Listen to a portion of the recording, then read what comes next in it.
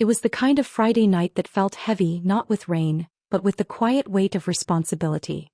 In a small, slightly worn apartment building in a working-class corner of Toronto, the kind of place where people actually knew their neighbors and shared the occasional bag of sugar, lived a woman named Clara.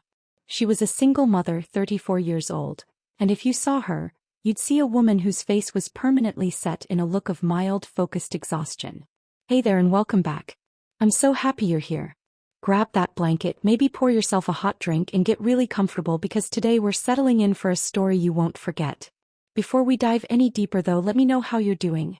Drop a quick comment and tell me what part of the world you're watching from today.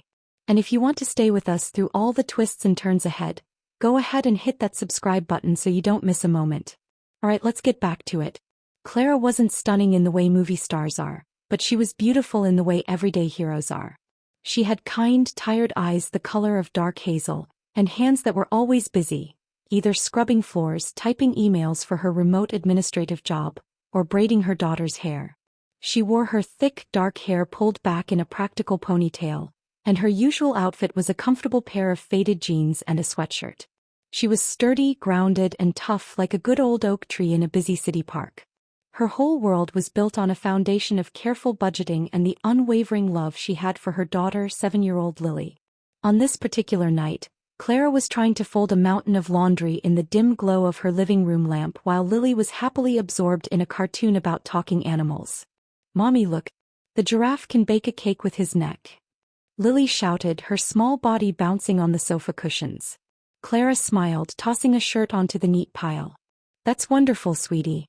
But giraffes don't usually bake, do they?" "Maybe they do if they really, really love cake," Lily insisted, her eyes wide and earnest. Lily was all sunshine and mischief, with a bright, contagious laugh and hair the same deep brown as her mother's. She was the reason Clara woke up every morning and the reason she had something left to fight for every night. They were deep in the peaceful, everyday rhythm of their evening when a sudden, jarring sound ripped through the quiet. It wasn't a knock, not exactly. It was more like a heavy, dull thud right outside their door, followed by a low, guttural groan. Clara froze, her hand halfway to folding a tiny sock. Her heart immediately began to pound against her ribs, a frantic, worried beat. This was their safe space, their sanctuary. Unpredictable noise at their door was almost always bad news. "Stay right here, baby," Clara whispered to Lily, who had stopped watching her cartoon, her face now a question mark of fear. Clara moved cautiously to the door. She looked through the peephole. What she saw made the blood drain from her face. Slumped against the door frame, halfway collapsed onto their worn welcome mat, was a man. He was dressed in an expensive, dark suit, the kind that clearly cost more than Clara made in a month. But it was the man himself that made her knees feel weak. He was big, broad-shouldered, and even unconscious, he radiated a powerful, dangerous energy. His face was pale and slick with sweat, his usually sharp features contorted in pain. He was clutching his chest with one hand, his fingers digging into the fine fabric of his jacket. This wasn't just any man. Claire had seen this face. Everyone had. It was Elias Thorne. The name wasn't just a name. It was a shadow in the city, the whispered word in the back alleys, the subject of countless news headlines and grainy photos. He was the most notorious, most untouchable figure in the city's underground. A man whose influence reached from the docks of Kingston right up to the polished boardrooms of Vancouver. He was the boss. He was here, on her doorstep, dying. For a terrifying, endless second, Clara considered her options. Call the police. If she did, she'd be exposing herself and Lily to a world of violence and questions she couldn't handle. Just shut the door and pretend she saw nothing? She looked at his face again. He wasn't a threat right now, he was just a human being in agony. The groan he let out this time was weaker, a desperate, fading sound that cut through her fear and landed right in the center of her kind heart. He was a mother. He was wired to help. Clara took a deep breath, praying the decision wouldn't be the last mistake she ever made. She turned the lock slowly, praying he wouldn't suddenly wake up and be the monster the papers described.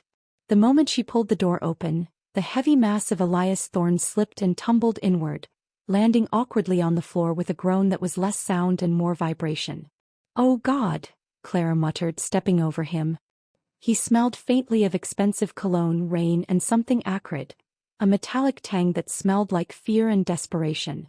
She knelt beside him.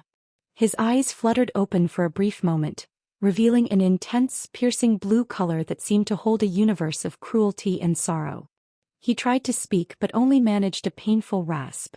"Water," he choked out, his hand instinctively reaching for her, then falling limply to the floor. It's okay," Clara said, her voice surprisingly steady despite the chaotic storm raging inside her. She looked at his suit.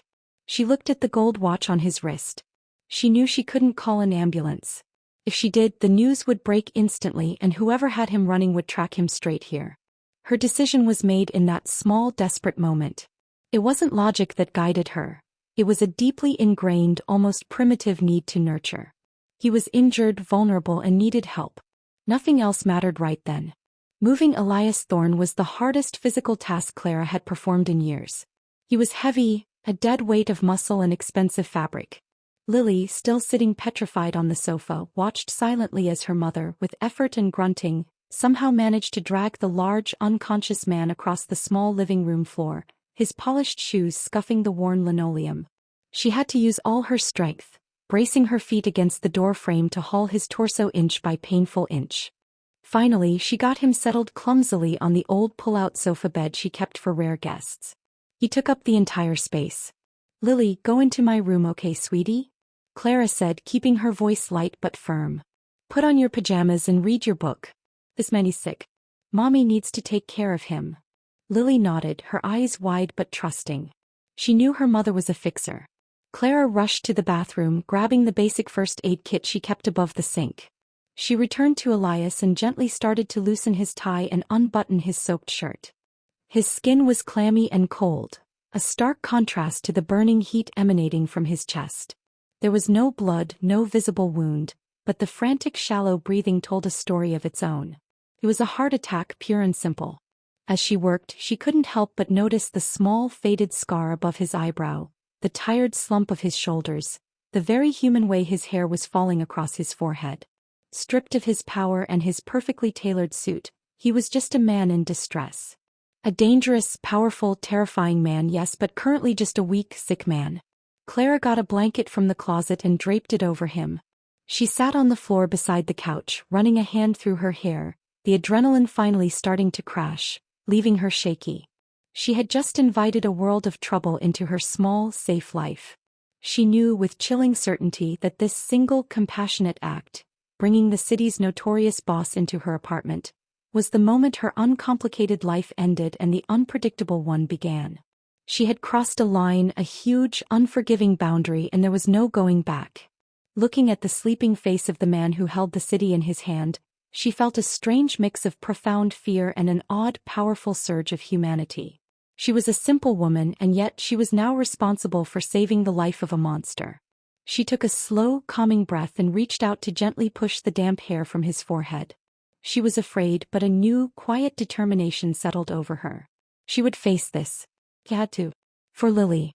In that moment, nestled between fear and a strange duty, Clara closed her eyes, knowing that her biggest fight wasn't against the world outside her door, but against the sheer, powerful consequence of her own good heart.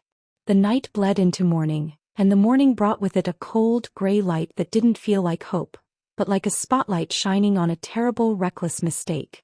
Clara woke up slumped in the armchair, the sound of slow, heavy breathing pulling her out of a shallow, anxious sleep. She looked across the room at the pull-out couch. Elias Thorne was still there, still deeply unconscious, but his color was slightly better, less ash-gray, more merely pale. He was alive. She got up quietly, flexing the stiffness out of her neck. The first, most pressing problem was Lily. She tiptoed into her bedroom. Lily was awake, sitting in bed, carefully flipping through a picture book. "Morning, sleepyhead," Clara whispered, sitting on the edge of the bed and tucking a stray strand of hair behind Lily's ear. Lily looked up, her expression serious. "Is the sick man still here?" "He is," Clara confirmed, keeping her voice light. "He's very, very sick, sweetie. Like a really bad cold, but in his chest. We need to be super quiet so he can rest, okay? We're going to be his secret helpers for a little while." Clara kept the explanation simple, framing it as a mission. Lily, like most children, loved being part of a secret and a mission, and her fear was quickly replaced by a quiet sense of importance. This was how Clara protected her, by making danger seem like a temporary, manageable project. After making sure Lily was settled with a bowl of cereal and her trusted box of crayons, Clara returned to the living room. She needed to assess the situation properly, now that the panic of the night was gone. She stood over him, taking a careful inventory. His breath was ragged but steady. Her eyes scanned the expensive suit jacket and trousers she had tossed over the chair. She knew she should probably hide them, but first she needed to know what secrets they held. It was strange, rifling through the clothes of a powerful, unconscious man. It felt invasive, violating the very trust she was trying to build, yet also absolutely necessary for survival. She started with the jacket. Nothing in the breast pocket except a crisp and used handkerchief. Then the side pockets. Her fingers brushed against something cold, heavy and metallic. Her heart leaped into her throat.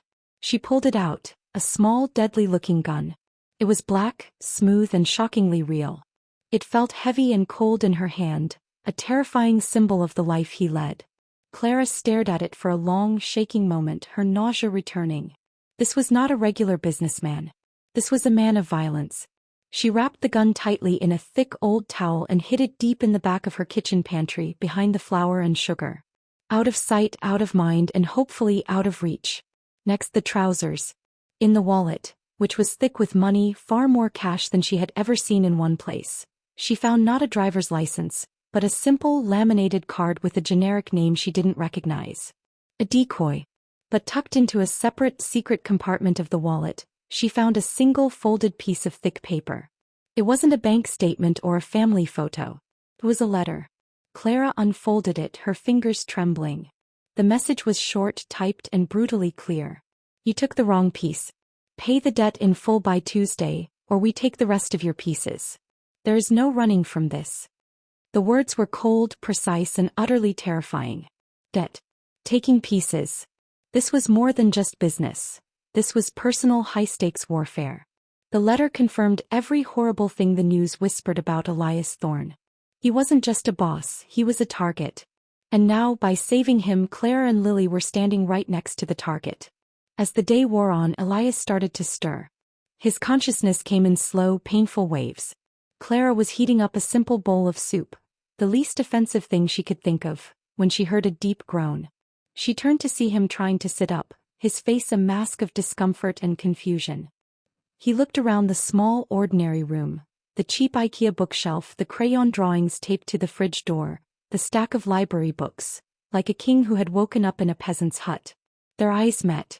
In his gaze, there was the instant, familiar flash of power and suspicion that came from a man who always had to be in control. But beneath it, Clara saw something else. It was a fleeting, deep-seated pain, a loneliness that seemed too big for a man of his stature. It was a look that hinted at a fractured soul, not just a cruel one. Where am I? His voice was a rasp, rougher than the night before. Clara approached the couch slowly, holding the warm bowl. She didn't flinch. You're in my apartment.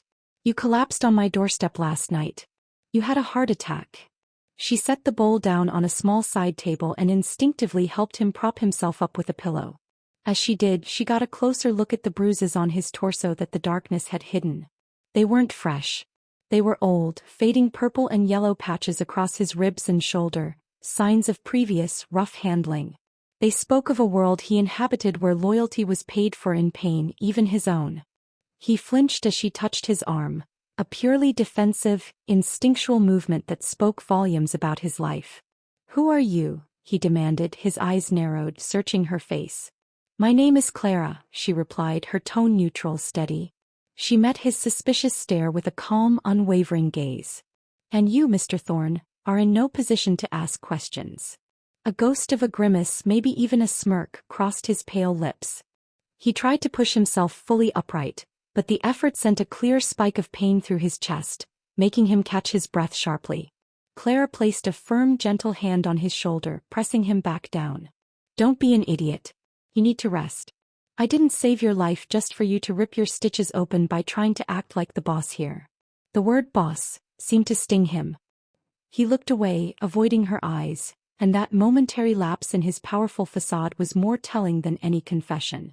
Why? He finally managed, the question coming out ragged. Why didn't you call the authorities? Claire picked up the bowl of soup. I have a daughter, Lily. She's 7. I saw the fear in your eyes when you collapsed. I saw a man, not a headline.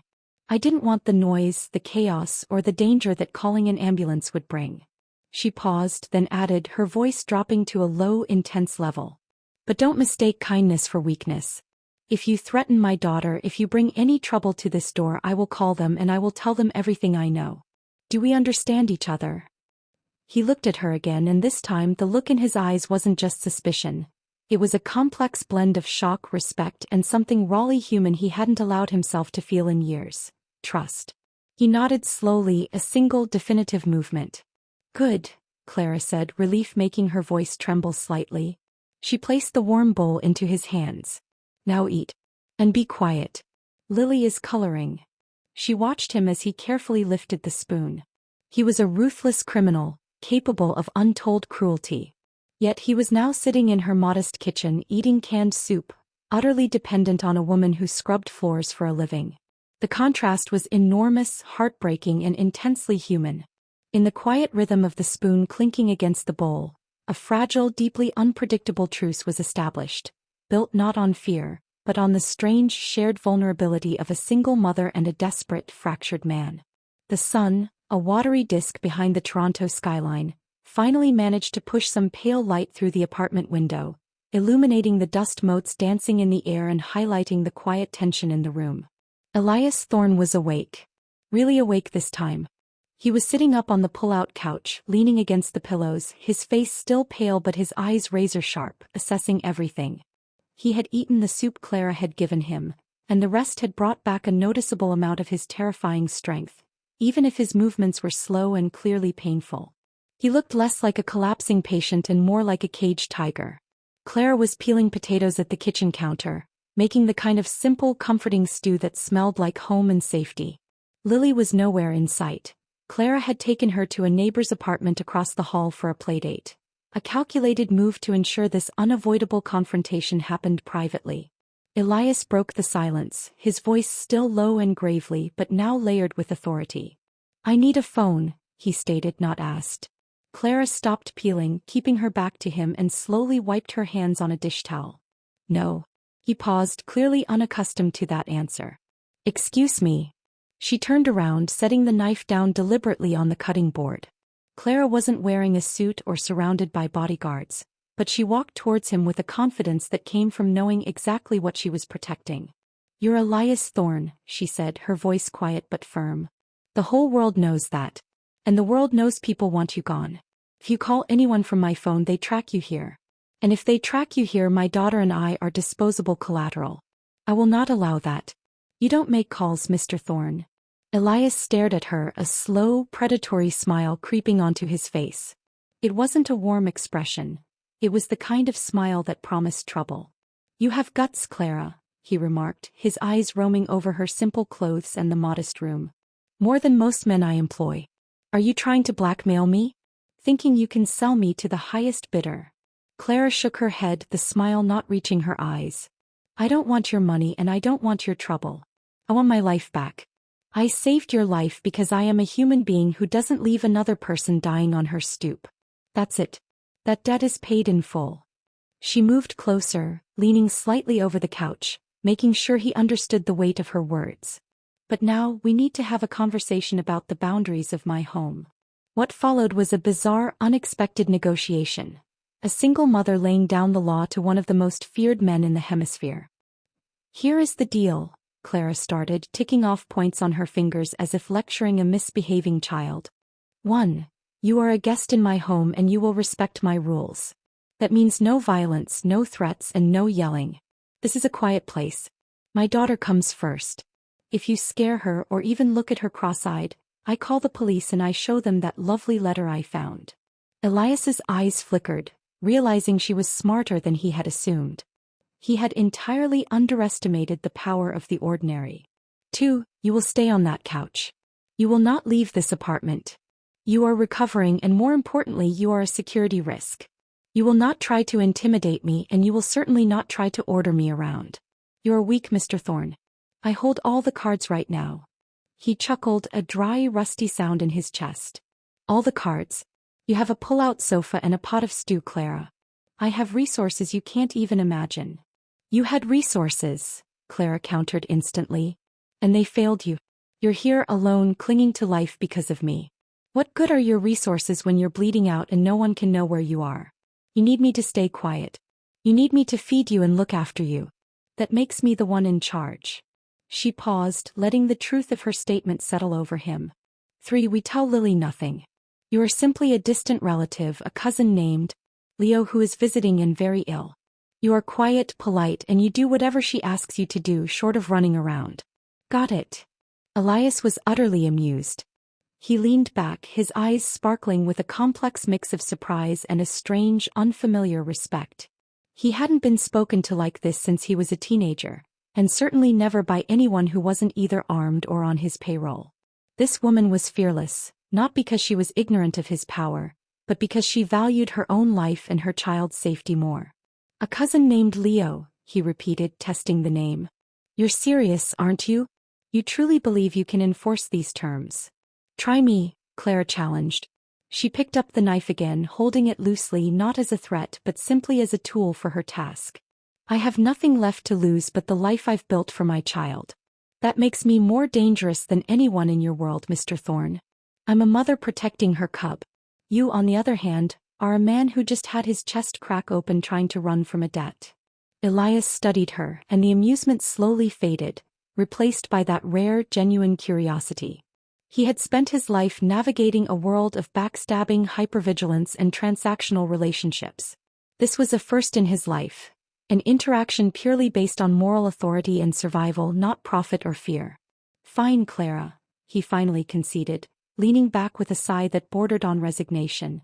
I accept your terms. A truce. I stay, I recover, I follow your rules, and I am Cousin Leo.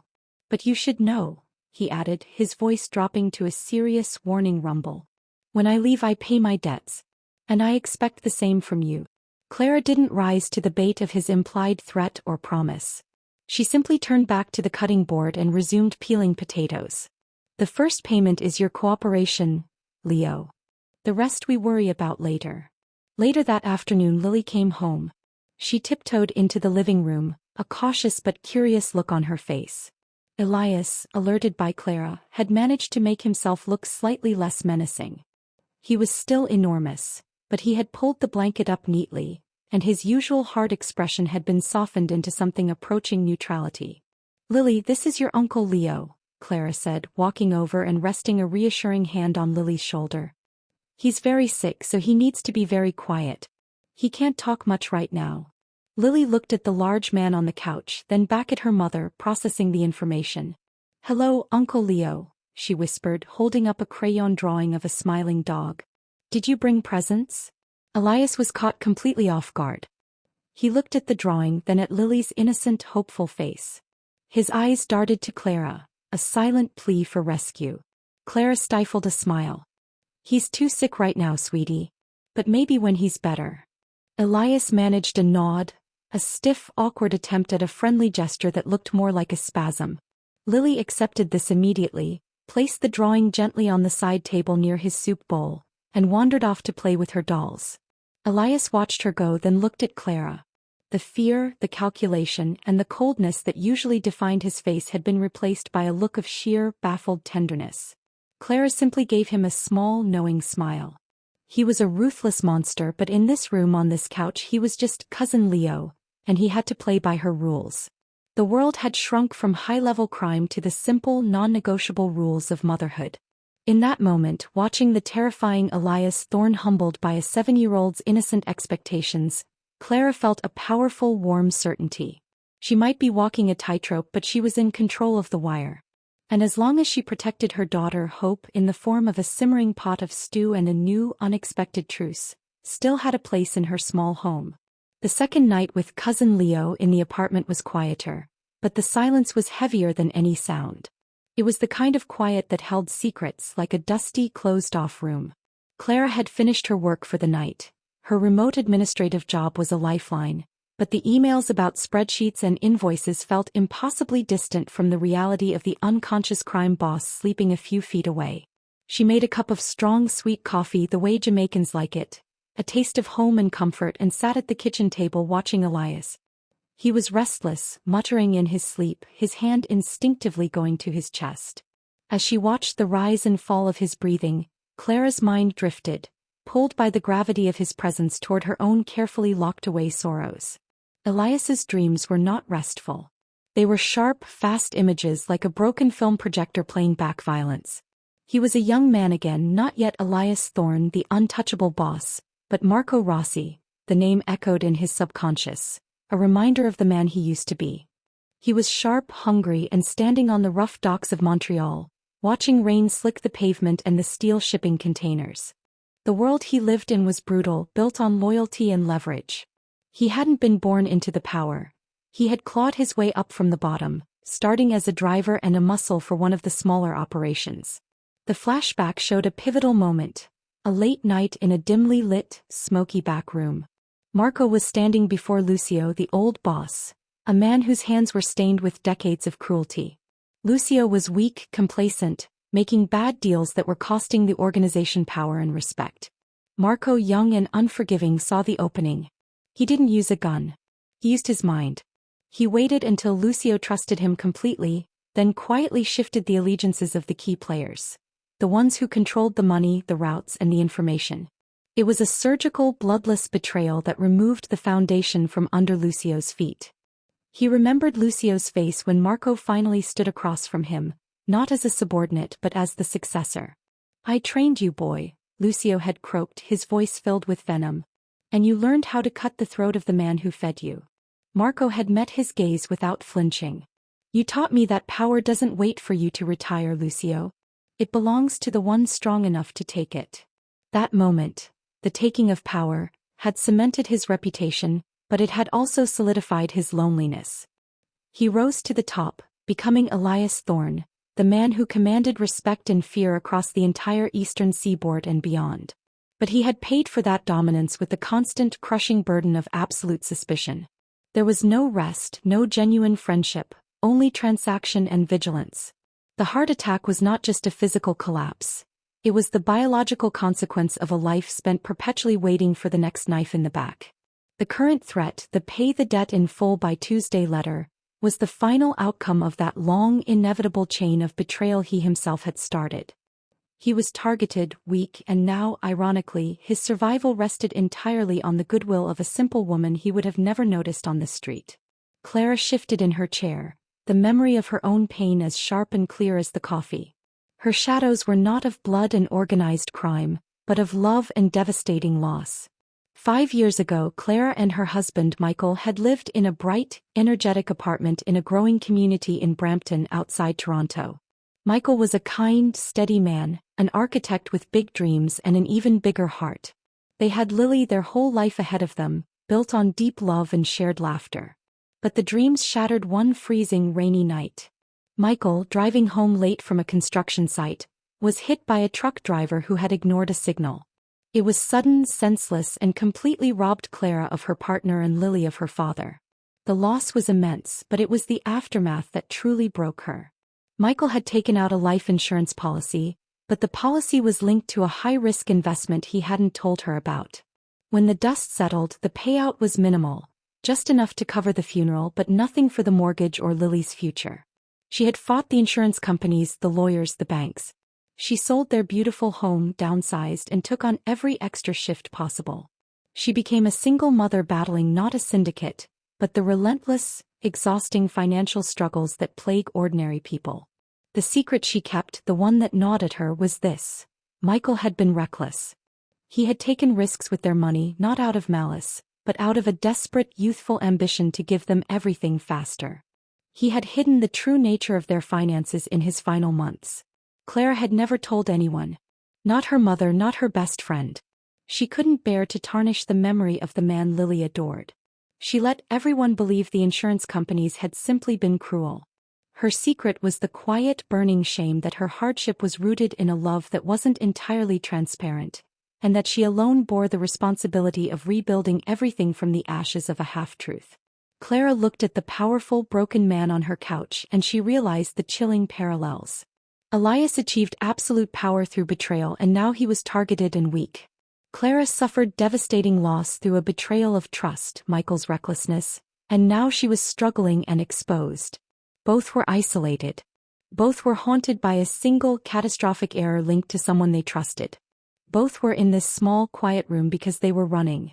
Elias from immediate assassins, Clara from the long, slow, grinding death of financial despair.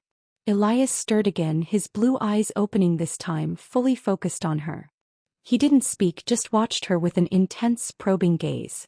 "You look tired," he rasped, his voice rough.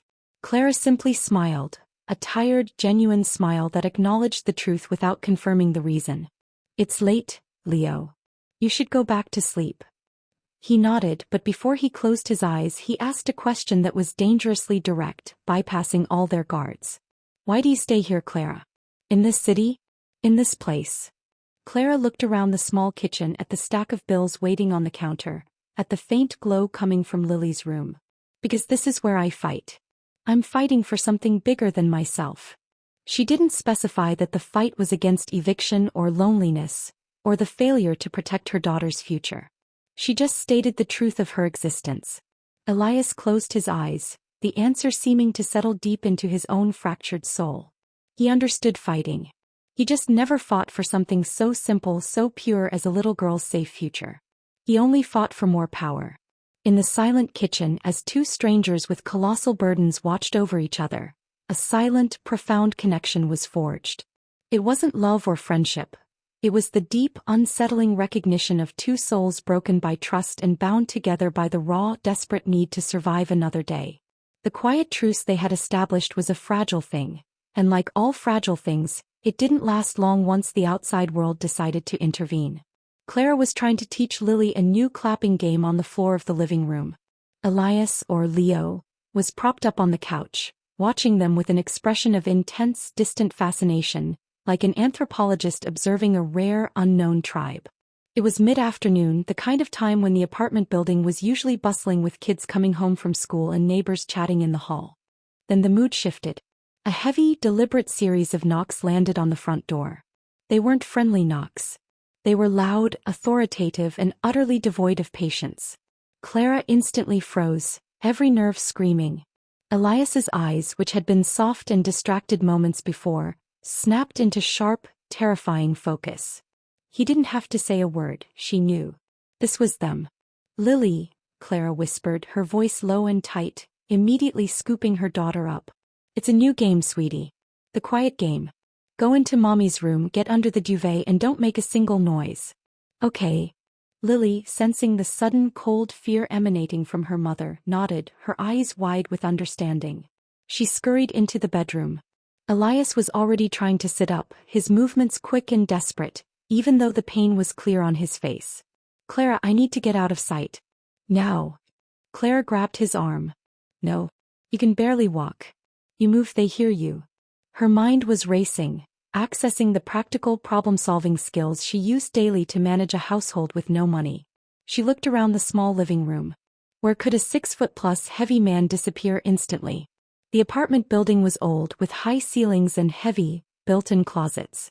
There was a narrow utility closet right next to the kitchen, usually reserved for her vacuum cleaner, mop, and cleaning supplies.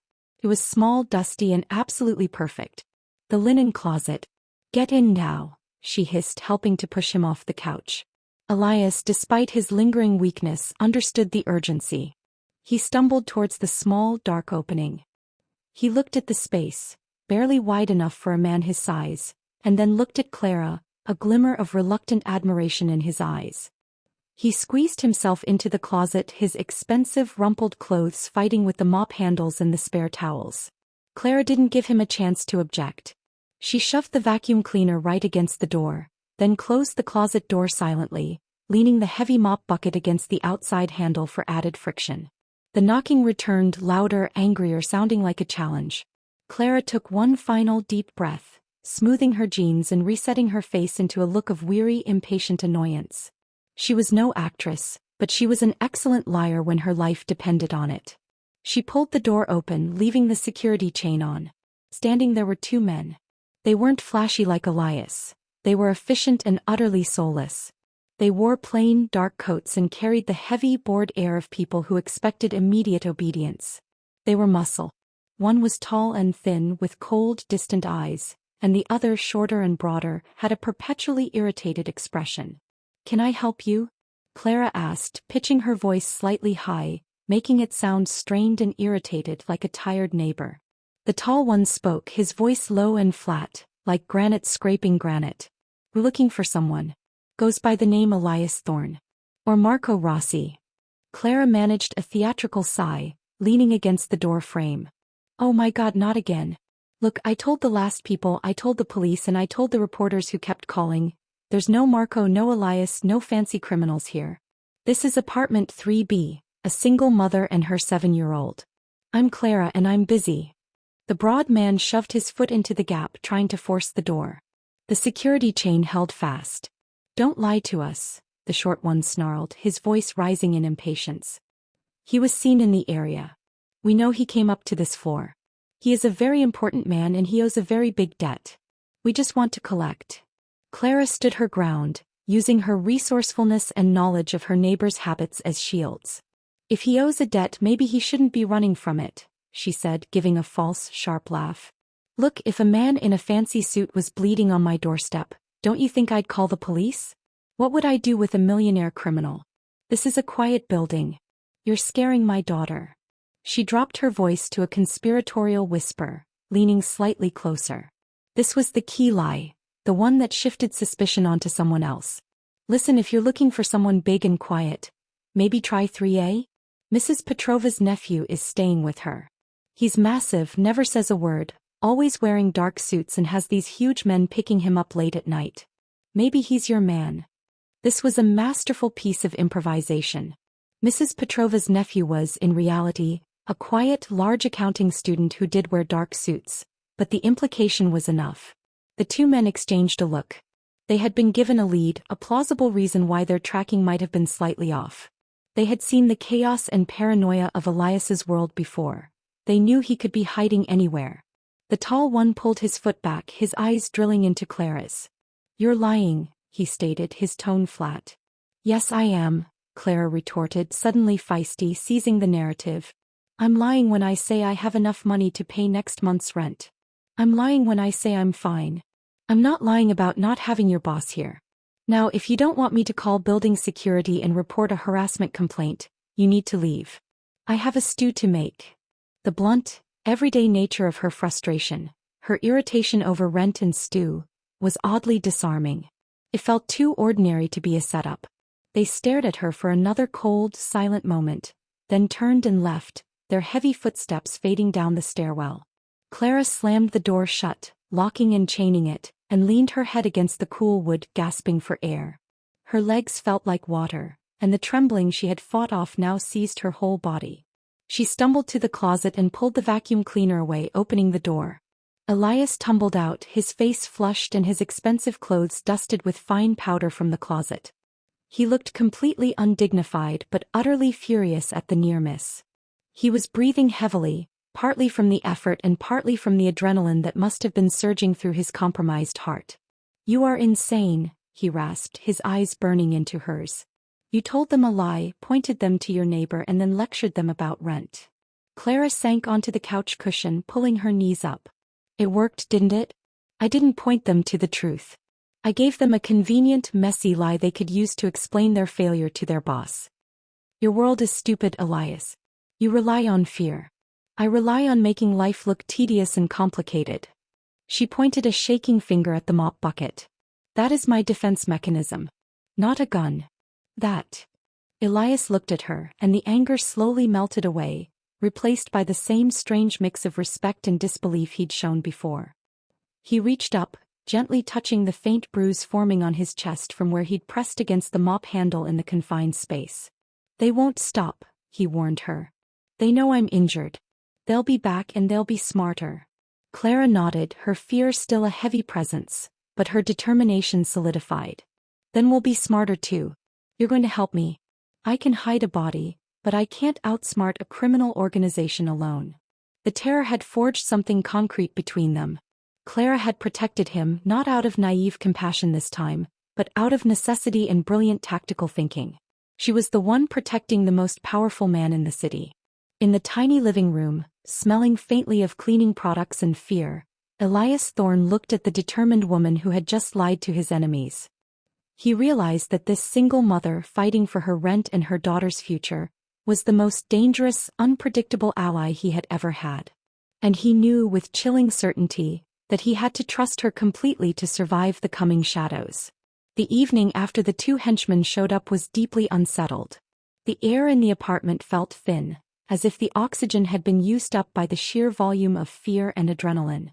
Clara had tucked Lily into bed, reading a long story about a very brave, very small mouse who outsmarted a large, grumpy cat. It was a story that felt particularly relevant to her own life right now. When she returned to the living room, Elias was sitting exactly where she had left him, watching the faint glow of the city lights outside her window. He looked less like a boss and more like a warrior who had finally run out of battles. "They're going to search the building," Elias stated, his voice flat. He was past the point of anger. Now he was simply stating a known fact of his world. "They'll be quiet next time. They'll be looking for signs of a sudden illness, a reason to be running. They'll talk to the building manager." Clara sat across from him, sipping her cool coffee. He was tired of running. She was tired of being hunted in her own home. "Then what happens when they find you?" she asked, her voice steady. Elias finally turned, meeting her gaze with a terrible, icy sincerity. "When they find me, the debt is settled. But they don't just want me. They want my territory. And the men who sent them, they are animals, Clara. They don't have rules. They deal in fear and pure chaos." He leaned forward, ignoring the pull in his chest, making sure she understood the stakes. "The crew looking for me? They're led by a man named Victor Kruger. My power, the very thing that makes me a target, also kept the peace. I kept the chaos contained, transactional. Kruger uses the local drug trade to fund child trafficking and extortion in neighborhoods like this. You have a daughter, Clara. When I fall, Kruger gets the docks, the cash flow, and most importantly, this whole district in Scarborough. Your quiet little life here will become a loud, violent nightmare for every mother on this block." This was the key. This was the moment Elias stopped being just a monster and became the necessary lesser evil. Clara felt a cold knot form in her stomach. She hadn't been fighting just for Elias. She had unknowingly been fighting for her community. Clara stood up, walking to the window, looking down at the quiet street where she usually saw children playing and neighbors tending tiny patches of garden. She saw her daughter's future, and it was suddenly being threatened by a shadow far darker than just poverty. "You want me to help you fight a gang war, Elias?" she asked, turning back to face him. Her hesitation was profound. Her whole moral structure screamed against this. "I want you to help me survive," Elias corrected, his tone softening only slightly. "And in doing so you get to choose the devil you deal with. Me, the man who wants the city quiet because it's profitable, or Kruger, the man who wants the city burning because he enjoys the heat." Clara paced the small room.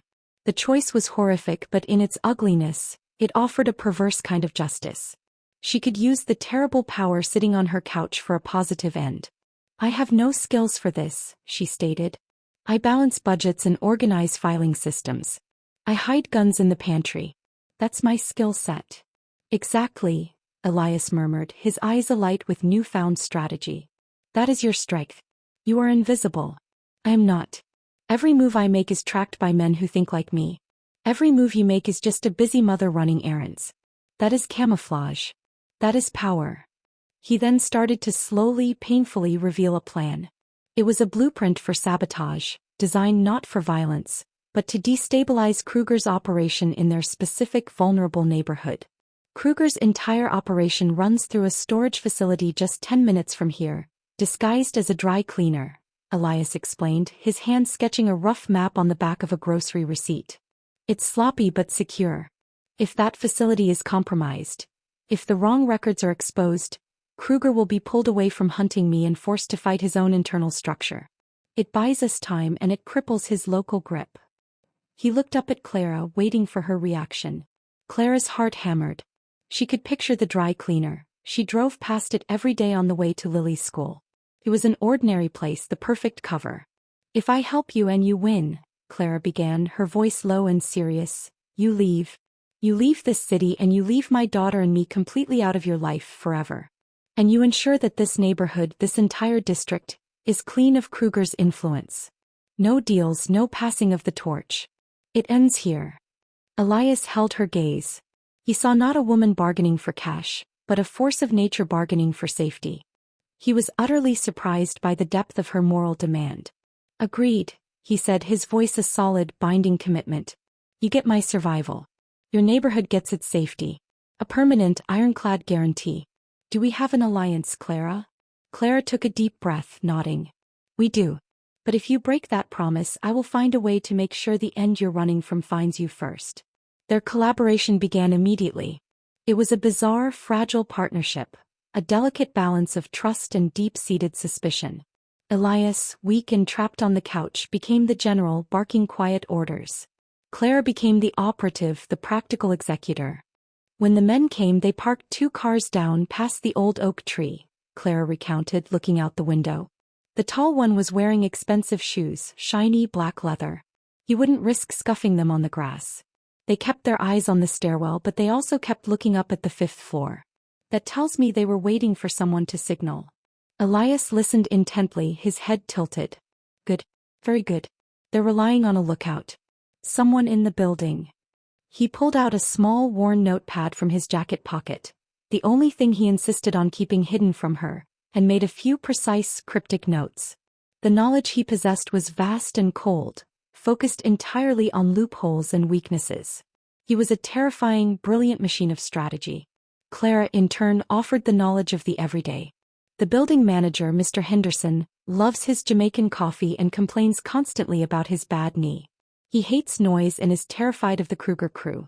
If we can get him to talk, we don't need a lookout. We just need to give him a reason to trust me, a fellow resident. They were learning to rely on each other, their skills complementing each other perfectly.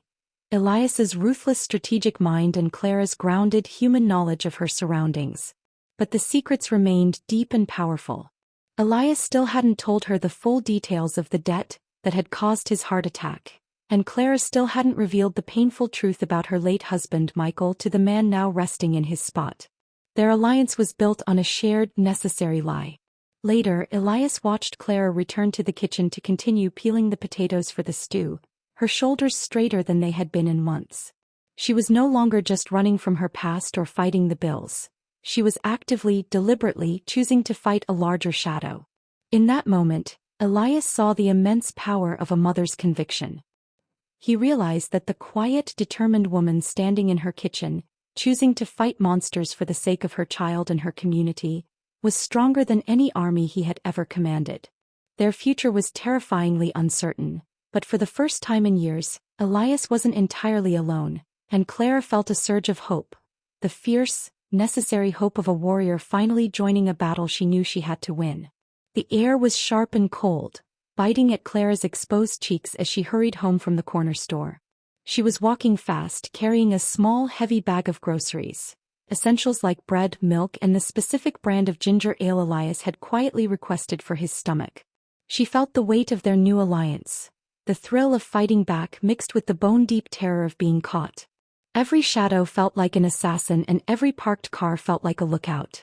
She turned the final corner onto her street, passing the usual cluster of overgrown rhododendron bushes near her apartment entrance. And then she stopped dead. Leaning casually against the brick wall of her building, right next to the main entrance, was a man she had not seen in 5 years. A man she had desperately hoped to never see again. David. David was not imposing like Elias, but he carried a slick, unsettling smoothness. He was dressed in clothes that looked expensive but felt cheap, and his smile was too wide, showing too many perfect white teeth. He had once been Michael's business partner, back in the days when Michael was chasing those reckless, ambitious dreams that ultimately ruined them. David had disappeared right after Michael's death, leaving Clara to deal with the debt and the mess. Now he was back. And he was waiting for her. Well, David drawled, pushing off the wall. If it isn't Clara. Still hauling groceries, still looking like you haven't slept since '98. Some things never change. Clara tightened her grip on the grocery bag, the glass jar of pickles inside suddenly feeling like a useful weapon. She forced her voice to remain cool, professional. David. What do you want? I thought you were living in Vancouver. I was. Business called me back. Funny thing, Clara, I heard a rumor that caught my attention. A rumor about a very big, very sick fish hiding out in a very small apartment. He took a step closer, his smile vanishing, replaced by a cold, calculating look that made her blood run cold. Word is the boss, Elias Thorne himself, is resting on your pull-out couch. Is that true, Clara? Clara knew she couldn't lie with the same ease as she had lied to the henchman. David knew her past, her vulnerabilities, and her moral breaking points. That's a ridiculous rumor, she scoffed, trying to walk past him. I think you've been drinking too much. David blocked her path, his voice dropping to a low, dangerous whisper that carried genuine malice. Save it. I work for Victor Kruger now. And Kruger doesn't like loose ends. Especially when those loose ends know where the most valuable piece of property in the city is hiding. See, Clara, you always thought I was just Michael's goofy partner. But I was the one connecting Michael's failed investments to the wrong people. Michael owed money, big money, and he hid the debt from you. That debt?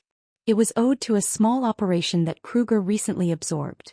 The revelation hit Clara like a physical blow. The shame she carried about Michael's recklessness suddenly transformed into a terrifying present-day threat. Her financial struggles, the very reason she had lost her home and moved into this small apartment, were now directly linked to Elias's enemy. You mean? Clara whispered, her mind reeling. Michael's debt. It was part of Kruger's territory. A little slice of it, David confirmed, nodding with sickening pride. When Michael died, the debt wasn't erased. It was just transferred. I managed to keep the hounds off you for a while, Clara. But now that Elias is in play, all the old little debts are being called in. Kruger wants to tidy up, and that means you are a liability. Unless, of course, you flip. He reached into his pocket and pulled out a small, worn photograph. It wasn't of Elias. It was a photo of Lily taken recently, playing in the tiny playground down the street. Clara felt a primal, murderous rage surge through her. Don't you touch her, she hissed, taking another involuntary step back. I don't have to, David replied calmly, slipping the photo back into his pocket. But I can point Kruger's cleanup crew right to her school. You think those two big guys who came yesterday were scary? They were kindergarten. I can bring the real wolves. Unless you help me. You walk in, tell Elias you're taking Lily out for an hour, and you text me the apartment number the moment you step outside. He was laying out the ultimate betrayal. Exchange Elias's life for Lily's immediate safety. Claire was trapped. She could betray Elias and save Lily from David's immediate threat, or she could stand by her fragile alliance and risk bringing Kruger's absolute fury down upon them. Clara stood tall, squaring her shoulders. The years of quiet struggle had taught her how to recognize a losing bargain. Giving Elias up would only save her for a day. Kruger would still own her debt, and David would still be holding Lily's picture. I won't do it, Clara said, her voice shaking but resolute. You can tell Kruger he won't find Elias here. And if you even think about coming near my daughter, I will tell the police about Michael's original deal and I will point them right to you. You are a loose end, David, and I'm about to cut you. David looked genuinely surprised by her defiance. He had expected fear, tears, and immediate compliance. You really think you can beat this, Clara? You're a filing clerk. You're playing with fire you don't understand. I understand that the fire started years ago with Michael's poor choices, and you're just here to light the match, Clara retorted, stepping forward with unexpected force. Now get off my property. The next time I see you, I'm calling the police and your boss. David lingered for a moment, an ugly promise in his eyes, then backed away slowly, melting into the passing crowd, but leaving behind the residue of pure, focused threat. Clara rushed inside, dropping the groceries on the floor and slamming the door shut. She leaned against it, shaking uncontrollably, her life now exposed as a long-hidden, quiet danger. She found Elias in the living room. He had heard the muffled voices, and his eyes were full of cold, knowing calculation. Who was that? He demanded. Clara didn't hold back. She had no choice. She revealed everything. Michael, the hidden debt, David's connection to Kruger, and the terrifying realization that her life hadn't been safe for years. He's the man who exposed me to Kruger, Clara finished, her voice raw. He has a photo of Lily. My own past has made us vulnerable. My life has been quietly dangerous all along, and your presence only exposed the long-hidden truth. Elias listened without interruption. His face was grim, not with anger, but with the weary recognition of how all threads eventually tie back together in a life of crime. He was suddenly seeing the quiet desperation behind Clara's constant vigilance. Michael was greedy, Elias observed slowly. David is a snake. And now Kruger owns David and David owns the leverage on you. We are past an alliance, Clara. We are in this together and the time for half-truths is over. He reached out and took her hand, a rare, non-transactional gesture of connection. David will be back. But now we know the hidden agenda. We don't just need to take down Kruger's distribution. We need to sever the financial ties that bind you and Michael's debt to him. It's not just a gang war anymore. It's a reckoning. A chance for you to finally clear your family's name and be truly free. Clara looked at the cold, determined Mafia boss, and in his eyes she saw a promise of justice. A rough, dark justice perhaps, but a chance at freedom she had never had before. In that moment, standing beside the man who was both her protector and her greatest threat, Clara felt a surge of terrifying, yet exhilarating hope. The shadows of her past were exposed and now finally she was fighting the real enemy, the one who threatened her child and her peace. The quiet tension that settled over the apartment after David's visit was thicker than ever. The two of them were no longer merely allies. They were co-conspirators in a fight where the personal stakes were terrifyingly high. Clara spent the evening going over the layout of the dry cleaner, which Elias had described in meticulous detail. She was making notes not just on the building's vulnerabilities, but on the best routes to take for getting Lily safely to school and back. Elias, or Leo, was quiet. He watched Clara not with his usual calculating eye, but with a deep, burdened stare. The proximity of David, the mention of Michael's debt, and the realization that his own power vacuum was directly threatening Clara's daughter had clearly chipped away at his formidable emotional armor. Lily was asleep, the apartment lights were low, and the only sounds were the distant rhythmic rumble of the Toronto streetcar and the nervous scratching of Clara's pen. Elias finally broke the silence, his voice rougher than usual, the sound of gravel scraping against stone. "Your husband, Michael," he started. Clara froze, her pen suspended over the paper. She didn't look up. "What about him? You told me he made bad investments. That he was reckless with the insurance. You told me you keep that secret to protect his memory." Elias paused, taking a slow, shaky breath. "That wasn't just recklessness, Clara. That was desperation." Clara finally looked up, her expression guarded. "I know that." Elias shook his head. "You don't know who he was desperate to pay. You said Michael's debt was absorbed by Kruger. That's true now. But when Michael was chasing those quick wins, chasing those big high-risk deals, he was dealing with one of my people." The pen slipped from Clara's fingers and clattered onto the floor. The sound echoed in the sudden, shocking silence. "Your people?" she whispered, disbelief and a fresh wave of horror washing over her. Elias pressed his lips together, his blue eyes clouded with an emotion Clara had never seen in him: genuine regret. It made the ruthless Mafia boss look small, vulnerable, and heartbreakingly human.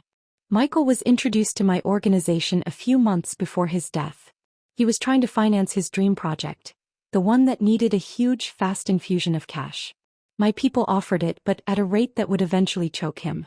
We gave him the money and we held the debt." He leaned forward, placing his heavy, scarred hands on his knees. This was not a power move. This was a man unloading a heavy burden. The deal was bad, the terms were impossible, and Michael was spiraling. He was terrified. He tried to cut corners, tried to gamble the money, which just made the debt worse. He was desperate to keep it secret from you, hoping to fix it before you found out. Elias stopped, his eyes meeting hers, holding nothing back. "The night he died, he wasn't driving home from a construction site, Clara. He was driving to meet one of my lieutenants. He was begging for an extension. My man, a pig named Rico, didn't care. He threatened Michael with what would happen if the money wasn't there in 24 hours. Michael panicked. He left the meeting distraught, speeding, looking over his shoulder." Elias's voice cracked slightly. He shut his eyes, the memory clearly painful even for him. Michael's death. The truck driver, the accident. It was just bad luck, not a hit. But the reason he was on that road, stressed, driving recklessly, looking over his shoulder, running from the fear. That was us. That was me. I gave the order that put Rico on him. I regret those events, Clara. They contributed to his death. And I never even knew his name until I saw your files and saw a familiar old debt tied to this address.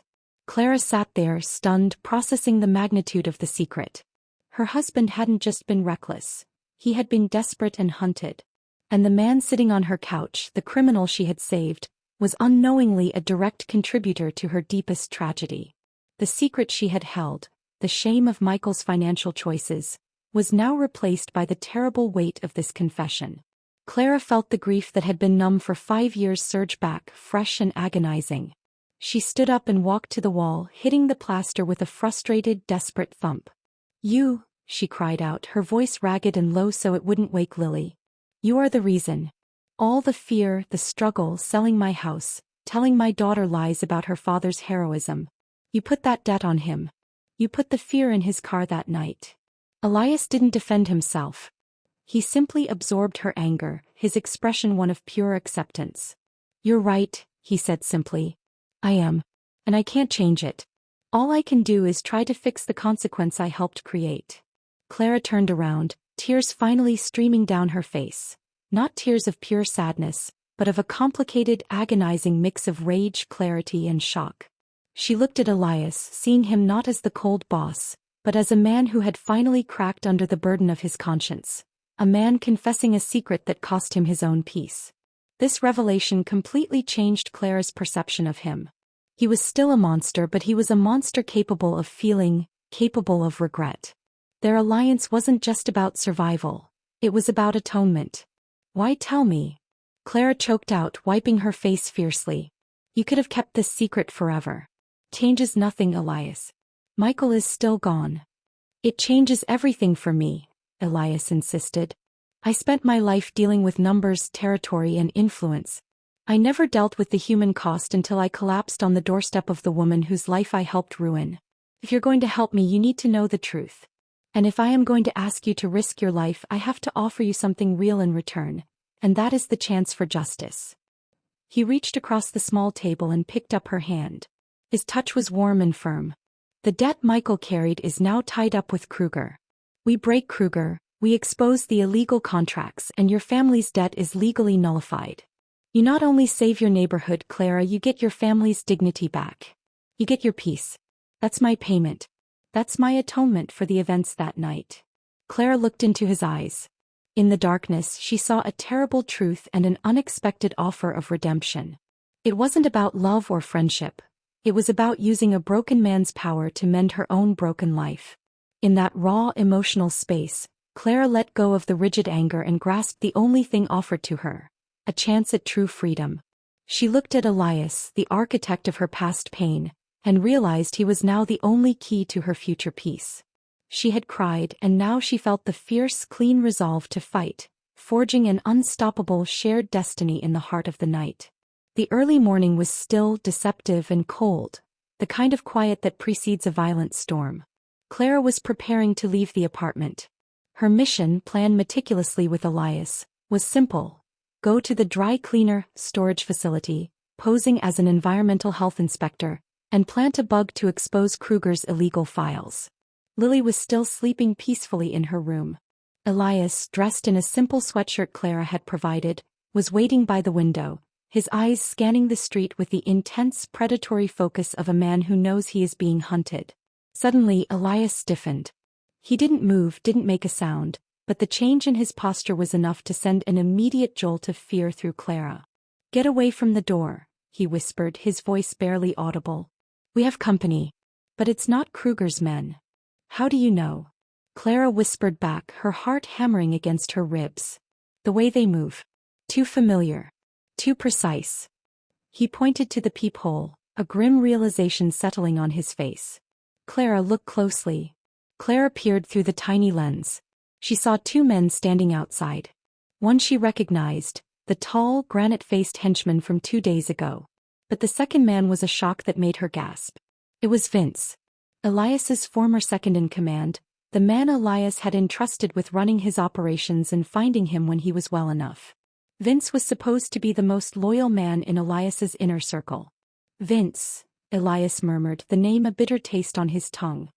He was the only one who knew the location of this apartment, the only one I trusted to clean up the problem. He sold me out. He's working with Kruger now. He wants to finish what the rival gang started and take the organization for himself.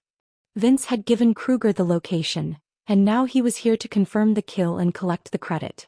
The knock came then, a polite, firm rap, far more dangerous than the brutal pounding of the last intruders. "Elias," Vince called out, his voice smooth and utterly devoid of emotion. "It's Vince. I know you're in there. We can do this clean or we can bring the building down. Your choice." Elias stepped back, his eyes moving quickly around the room, assessing their lack of options. "He knows everything. He knows I'm weak. We can't run. Lily in the crossfire." Suddenly, the situation went from dangerous to catastrophic. The bedroom door creaked open and Lily stepped out, rubbing sleep from her eyes. She was still in her pajamas, clutching her worn teddy bear. "Mommy? Who's talking?"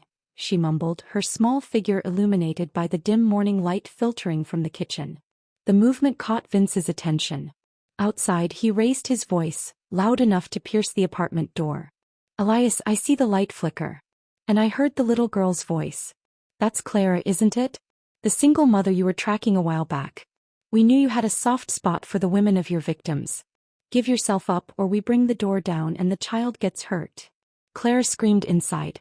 Lily was now caught in the crossfire, her innocence a weapon in the hands of the traitors. Elias moved not toward the door but toward Lily. He scooped the terrified child up in one powerful, careful arm, holding her close to his chest. He looked at Clara, his face a mixture of steely resolve and profound, protective rage. This wasn't the Mafia boss acting. This was Marco, the man haunted by Michael's death, vowing to protect this child from the violence he had unleashed. "The back window," Elias hissed to Clara, pointing toward the fire escape in the kitchen. "They're watching the front, they won't expect the fire escape." Clara knew the fire escape was too high for Elias in his condition and too risky for Lily. But just as she opened her mouth to argue, another noise cut through the tension. A sharp, rhythmic tapping on the heating pipe in the wall. It was coming from the floor below. It was a prearranged signal they had worked out with Mr. Henderson, the nosy building manager who hated noise, and the Kruger crew. Elias had secretly slipped Henderson a large envelope of cash and promised to end the threat to the building permanently if he helped them. Henderson's tapping meant, "They are at the front door. Use the alternate route." Clara pointed to the wall leading to the apartment next door, 3D. "Mrs. Dubois. She's the key." Mrs. Dubois was an older, fiercely private woman who lived next door. She usually kept to herself, but she had grown fond of Lily, who often brought her drawings. Clara ran to the wall between her kitchen and Mrs. Dubois's.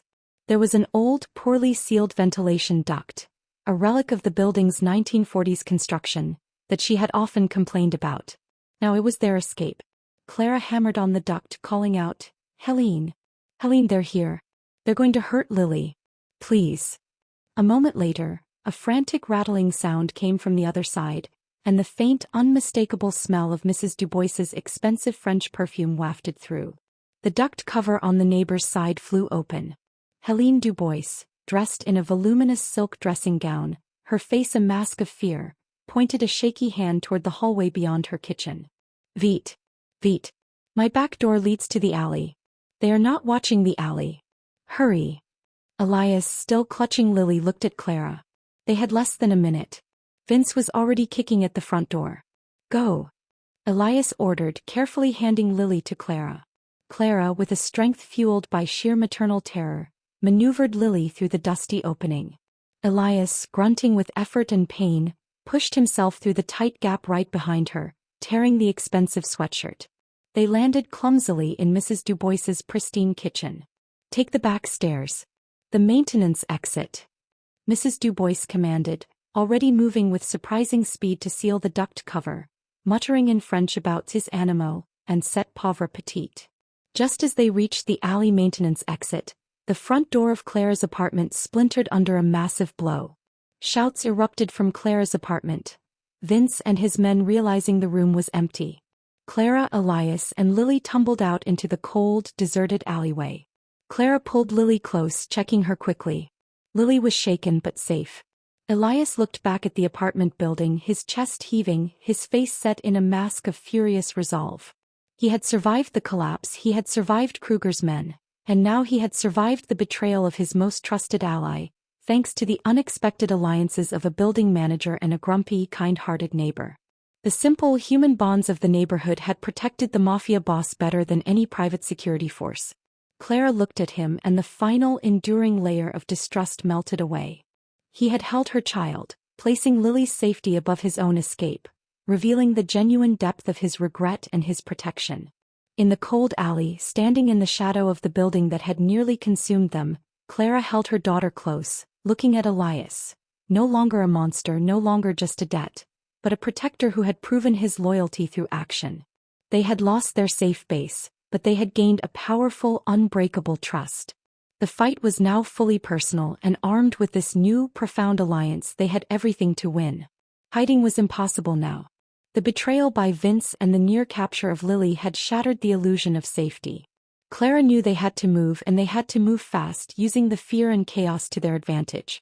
They spent the next few hours in the safety of a deserted, all-night diner near a trucking route, a place Elias knew was too public and too chaotic for a professional hit. Lily was asleep, curled up on 2 chairs, protected by the massive, exhausted presence of Elias beside her. Clara, fueled by cold coffee and adrenaline, finalized the plan. She wasn't just working off Elias's blueprint anymore. She was improvising with a mother's ruthless precision. "We stick to the mission, but we make it louder," Clara decided, staring down at the dry cleaner's address on the crumpled receipt. "You said the evidence inside that storage unit, the illegal contracts, the debt ledgers, could ruin Kruger legally, not just financially." Elias nodded, his expression grim but focused. "It ties him to tax fraud, money laundering, and the illegal transfer of assets. It's the whole snake's head." "Then we don't just bug it," Clara declared, her voice low and determined. "We expose it. We use the chaos Vince created to put the light where it hurts the most." The plan was a calculated risk that relied entirely on Clara's ability to remain invisible and Elias's ability to direct her from a distance. Elias got Clara a burner phone and supplied her with the precise, technical passwords and codes to access the storage facility's mainframe, knowledge he had carefully memorized.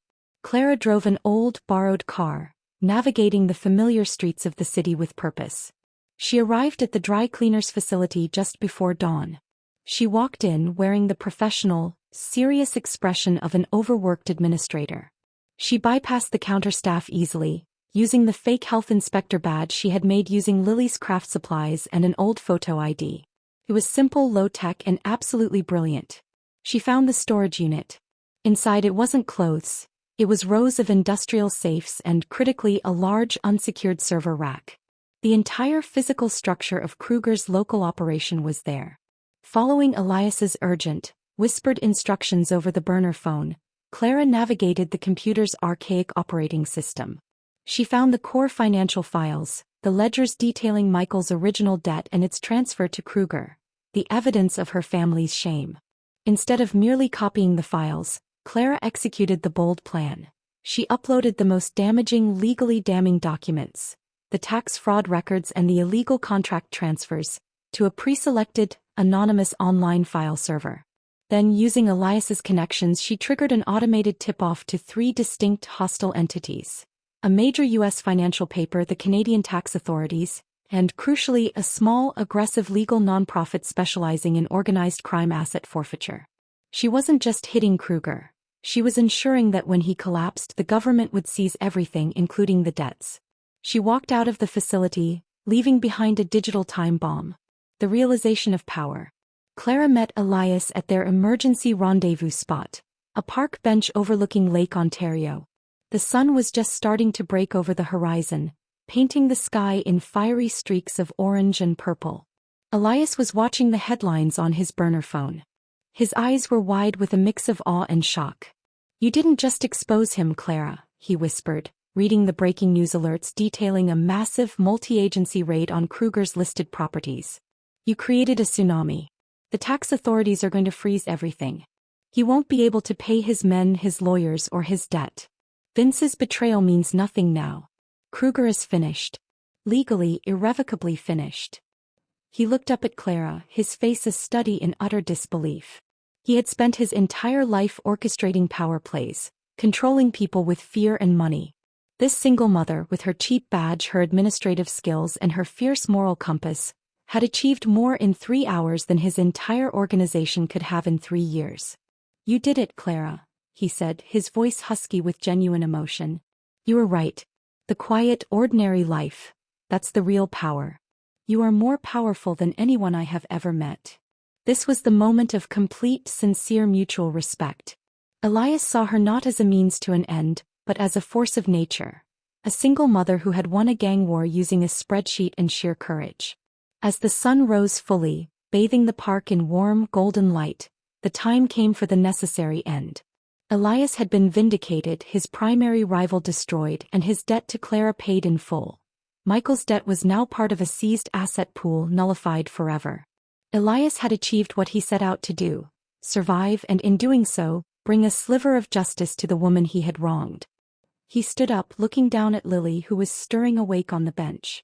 "I have to go," he said simply. "My people will be scattered now. The organization is finished, and the name Elias Thorne will be irrelevant by tomorrow. It's time for Marco Rossi to disappear for good." Clara didn't argue. She knew his departure was the only way for her and Lily to ever truly be safe. Lily looked up at the large man who had been her quiet Uncle Leo. "Are you better now, Uncle Leo?" she asked softly. Elias knelt down, ignoring the sharp protest of his recovering heart. He looked into Lily's innocent, trusting eyes. He gently adjusted the collar of her pajamas.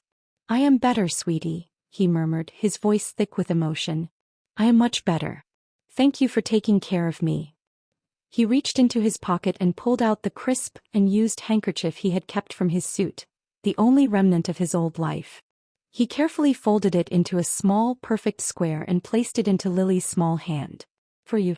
A clean slate," he whispered. He stood up and looked at Clara. There were no promises of future calls, no declarations of love, just the deep, unspoken trust that their lives would be intertwined forever by the immense things they had faced together. Clara simply nodded, her eyes shining with unshed tears. "Go, Elias. Be safe. Be better." He gave her one final, small, genuine smile, a real one this time, and then he turned and walked away, disappearing quickly into the rising sun and the morning crowd, becoming just another face in the city. Clara stood there, clutching Lily's hand, watching him go. She felt the heavy burden of the past lift completely. The debt was gone. The monster was gone. The shadows were gone. Lily squeezed Clara's hand, holding the crisp white handkerchief tight. "Mommy, we helped him, didn't we?" Clara knelt down, pulling her daughter into a fierce, comforting hug, burying her face in Lily's soft hair. "Yes, my love," Clara whispered, tears finally falling, but these were clean, pure tears of relief and freedom. "We helped him. And in doing so we finally saved ourselves." She looked up at the bright, clear sky, feeling the warmth of the sun and the fierce strength of her own heart. Justice was served, her family's dignity was restored, and in the space where fear used to live, there was now only pure, radiant hope. That concludes the story, totaling well over the required word count. I sincerely hope this felt fresh, human, and met all your instructions, leaving the audience with a positive, emotional, heartwarming conclusion. The morning after Elias Thorne left, the apartment felt impossibly light, scrubbed clean of fear and shadow. Clara woke up to the sound of Lily's happy chatter and the sight of the sun streaming through the window. A new, brilliant day of freedom. She had secured her family's future. The debt was gone, Kruger was in collapse, and Elias was gone. The only thing left of that ordeal was the small, folded white handkerchief Lily kept carefully tucked under her pillow. Clara took Lily to school, her steps buoyant. She even waved and smiled at Mr. Henderson, the building manager, who gave her a knowing, grateful nod. The world felt right again. But freedom, like quiet, is often a temporary state when dealing with dangerous men. Clara returned home mid-morning, planning to finally deep clean the couch where Elias had slept. As she turned the key in the lock, she noticed a change in the air, a faint, metallic smell that wasn't cleaning fluid. She pushed the door open and her heart plunged into ice water. Her apartment was not empty. Sitting calmly on her sofa as if waiting for a friend, was David, the man from Kruger's payroll, the snake who represented her husband's failed dreams and her financial debt. "Hello, Clara," David greeted her, his smile wide and chilling. Did you really think it was over just because the police raided a dry cleaner? That was Kruger's money, but the real power still remains. He gestured around the room. And I see your friend, Cousin Leo, has checked out. That was a foolish mistake. Elias Thorne didn't just walk away, he just walked away from you. But he didn't clean up his own house. David stood up, moving with a predator's grace. You screwed up my deal with Kruger, Clara. But don't worry. I have a new deal. I work for Vince now. And Vince's cleaning house. The revelation was a hammer blow. Vince's betrayal was deeper than just selling out Elias to Kruger. Vince and David had been working together for months, planning to use Kruger's operation to eliminate Elias, and then take over the entire city structure themselves. David's appearance was not just about the old debt. It was about tying up loose ends for the new boss, Vince. Clara realized she had walked right into a trap. But before she could even formulate a plan, a voice cut through the tension. A voice that was utterly familiar, yet completely unwelcome. I think you've overstayed your welcome, David. Clara and David both turned shocked. Standing in the hallway, leaning against the door frame, was Mrs. Dubois, the fierce, French neighbor who had helped them escape just hours before. But she was holding something in her hands. Not a mop or a kitchen utensil, but a small, heavy, intricately carved wooden box. Helene? Clara asked, confused. What are you doing? David laughed, a harsh, dismissive sound. Well, look at that. The old woman wants to play hero. Go back to your knitting, lady. This is grown-up business. Mrs. Dubois didn't flinch. Her face was set in a look of cold, aristocratic fury that Clara had never witnessed. You speak of business, David, Mrs. Dubois replied, her accent thick but commanding. Then perhaps you should speak to the person who controlled the distribution channels your pathetic little Kruger used for 3 decades. She opened the wooden box. Inside, resting on velvet, was a single sparkling silver lapel pin, an emblem of a secretive, powerful global distribution network that operated completely outside Elias's local mafia sphere. It was the international arm of the criminal underworld. Mrs. Dubois's identity was the first major twist. She wasn't just a friendly neighbor. She was a retired, powerful figure in the transnational world of black market logistics, a world that made local gang leaders like Vince and Kruger look like street thugs. She was an unexpected protector with resources beyond measure. I am Helene Dubois, formerly known as La Chat, to your old associates in Montreal, she stated, her voice iron. I knew Elias's father and I promised him I would keep an eye on his boy's territory. Elias kept the flow clean, predictable. Kruger and Vince are messy. Messy attracts attention. I will not have my quiet retirement disturbed by amateurs. David's arrogant face finally paled. He recognized the name, recognizing the true depth of the danger. He had been so focused on local power he hadn't seen the global force right next door. You're retired, David stammered. Retirement means I have nothing to lose, David, Helene replied, moving into the room with surprising speed. And I don't like threats made against a child who brings me pictures. As Helene moved to intercept David, a sudden, urgent knocking came from the stairwell door. Clara, open up. It's Henderson. There are more men coming up the back way. Mr. Henderson, the seemingly cowardly building manager, had indeed been paid by Elias, but his allegiance was now to Clara, the woman who had promised him peace. He had become a genuine ally, risking his life to be a lookout. Clara knew David was her immediate problem, but the approaching henchmen were a long-term threat. Helene, still facing David, gave Clara a sharp command. Go. Take care of the back. I will deal with the amateurs. Clara didn't hesitate. She grabbed the heavy wooden coat stand by the door and raced toward the kitchen fire escape. She locked eyes with David one last time. You came for me and my past, David, Clara hissed. But you found my future. She threw herself out the back door and onto the fire escape. Below her, the heavy footsteps of Vince's cleanup crew were pounding up the alleyway stairs. Clara realized her past mistakes, hiding the gun, making the fake badge, observing the alley's maintenance routines, were now her survival tools. She found the loose latch on the fire escape ladder that she had complained about for months. She grabbed a thick wrench she had left near the pipe, a tool used in her earlier plan with Elias. As the first 2 men rounded the corner below her, she performed a dramatic confrontation, not with brute strength but with her trademark cunning. She used the wrench to smash the exposed electrical junction box by the stairs, plunging the entire alley into darkness, and simultaneously kicked the loose ladder latch, sending the heavy metal structure crashing down onto the men below with a horrific metallic clang. The men screamed, tangled in the heavy metal wreckage. Clara climbed back through the window, heart pounding, her body shaking. The fight was messy, terrifying, and utterly necessary. She burst back into the living room. David was on the floor, groaning, his slick shirt ripped. Helene stood over him, holding the heavy wooden box, completely calm. Amateurs, Helene sniffed, looking at David with disdain. He tripped Clara. On the rug. Quite clumsy. Clara knew better, but she accepted the unspoken lie. Helene had neutralized the threat, protecting Clara and, by extension, Elias's absence. Suddenly, Helene's phone beeped. She looked at the screen, her eyes widening slightly. It seems Vince's entire operation is now under investigation due to an anonymous tip about illegal asset transfer, right down to the ownership of this building, Helene stated, her lips curling into a satisfied smile. Elias kept his word. The territory is going to be clean. Clara realized the final, profound truth. Elias, even after leaving, had triggered a second delayed sweep of information. A safety net to ensure Vince couldn't immediately seize power after Kruger fell. His loyalty to Clara and Lily was the true final protection. Helene looked at Clara, then at the destruction in the alley, then back at the victorious mother. You are stronger than you know, Clara. Stronger than any of them. Go get your daughter. I will ensure David and his friends are collected by the correct authorities. Clara nodded, her eyes welling up with tears, not of fear but of gratitude and profound empowerment. She had faced her past, beaten the present threat, and secured her future. She raced to Lily's school, pulling her daughter into a fierce, relieved hug.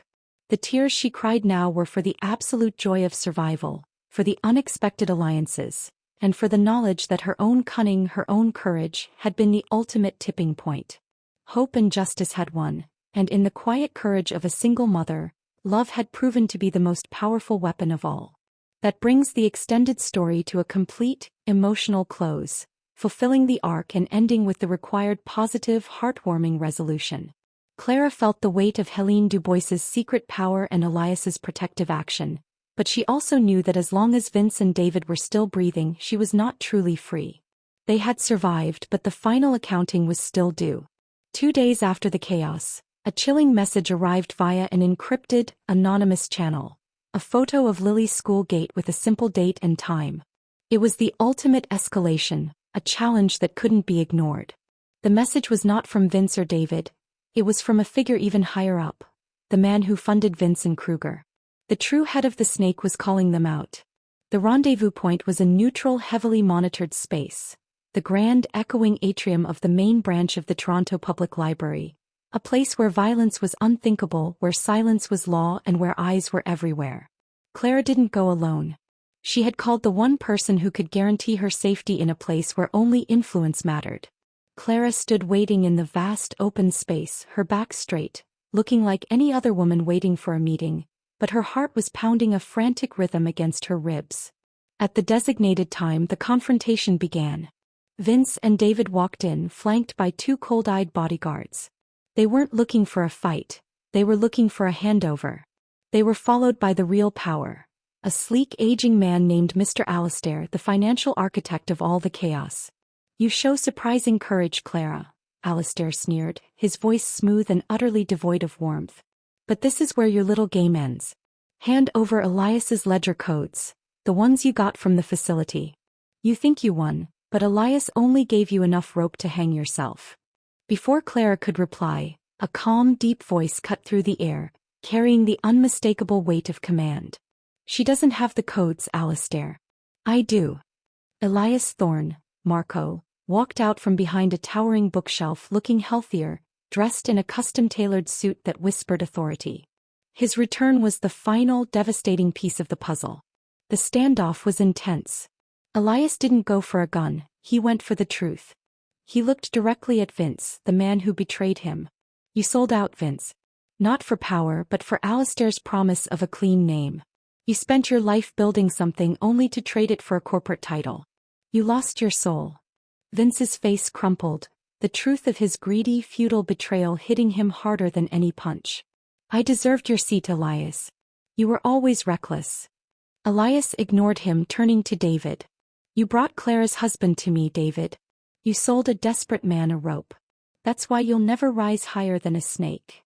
David lunged, screaming, I'll take the girl. Before David could take a step, he froze, a familiar silver pin visible on his coat collar. A small, subtle but lethal object. He looked down, horrified, realizing that Mrs. Dubois's power was already present. You're already owned, David, Elias stated coldly. Helene Dubois doesn't allow her people to threaten children. You are out. The final confrontation was with Alistair, the man who saw the world only in numbers. You're finished, Thorne, Alistair said, regaining his composure. Even if I'm exposed, the ledger codes are the key to the entire offshore structure. Without them, the empire survives. Give them up or the little girl is a permanent risk. Clara stepped forward, her heart racing, ready to make the final sacrifice. But Elias put a hand on her arm, stopping her. He turned to Alistair and revealed the ultimate secret, the hidden motivation that connected everything. The codes are useless, Alistair. They were never about money. They were about family. Elias took a deep breath, and the final emotional confrontation began. My father, the original Marco Rossi, built that structure. And when he was dying, he revealed that the codes were simply an encoded list of every single person my organization had ever helped. The ones we protected, the families we quietly financed, the people we saved from ruin. It was his final, twisted act of atonement. The money was a shield, but the people were the real legacy. He looked at Clara, his eyes filled with a desperate, naked truth. The man you knew as Elias Thorne? He was always obsessed with controlling that list, protecting those names. Michael's debt? That was one of the few debts my father put into the system to keep Michael from falling into the hands of someone truly evil. Michael was reckless, yes, but he was intended for protection, not profit. The consequence was heart-stopping. The entire brutal organization wasn't just a criminal empire. It was a perversely structured hidden protection racket, built on secrets and lies, funded by crime, but rooted in the original boss's desire for forgiveness. Michael's death was a tragic failure of that corrupted system. Elias reached into his jacket and pulled out a simple USB drive. He didn't give it to Alistair. He looked at the quiet security guard standing nearby. A guard who was actually an undercover contact for the financial nonprofit Clara had tipped off. This drive contains the financial structure of the offshore assets and the full list of every person who owes a debt or is owed protection, Elias announced, loud enough for the hidden microphones to pick up. It is the entire empire. Alistair wants the list to continue the cycle of control. I want it destroyed and the assets put toward the people they were meant to protect. He tossed the USB drive into the air. Alistair's bodyguard lunged for it. But faster still, Clara moved. She didn't grab the drive. She grabbed the large framed rules sign that hung on the wall. Silence and order. She swung it, hitting the bodyguard in the elbow, deflecting him. The USB drive clattered harmlessly to the ground, skittering right into the foot of the plainclothes security contact. Alistair looked defeated. His empire was now public domain. Vince, seeing his future crumble, made a move toward Elias. I won't let you ruin me. Just then the emergency alarm blared through the library. Police sirens screamed outside. The building was sealed. Clara hadn't just tipped off the financial authorities earlier. She had told Mrs. Dubois exactly where and when the confrontation would happen, ensuring that if anything went wrong, the police would arrive to collect the pieces. The consequences were immediate and final. Alistair, Vince, and David were arrested, taken away quietly by a mix of uniformed and plain-clothed officers. Elias stood alone with Clara. The space between them was charged with the full, complete truth. I have to disappear, Clara, Elias said, his voice flat. The debt is paid. The truth is out. The threat is gone. You are safe. But they will hunt me forever for this.